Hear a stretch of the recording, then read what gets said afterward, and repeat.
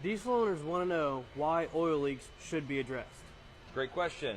So we got this 6.7 Power Stroke, for example, today.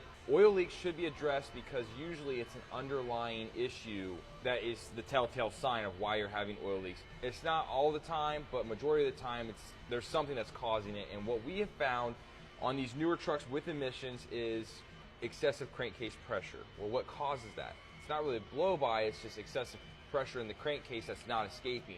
These trucks that are emissions compliant have CCV filters, which are considered crankcase ventilation filters, and what happens over an extended amount of mileage, they collect oil and separate the oil into the crankcase, and the pressure, that's the vapor, directs into the turbocharger and it consumes it.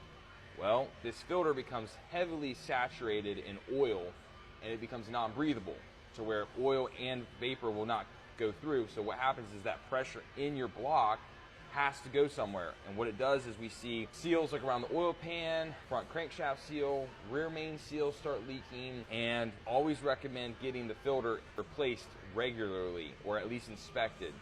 So we want to do that, and that applies to the Dodges, the Chevys, and the Power Strokes. This truck specifically has an oil leak, and we wanted to show you what's going on. It's a common problem on Fords though. It's the vacuum pump right here on the front of your truck. This pump has 4 bolts, and what happens is from the factory they did not put Loctite on these bolts, and what happens over time is they literally just become loose. I have not even touched this, and this thing will spin right out, and there's a gasket in between here.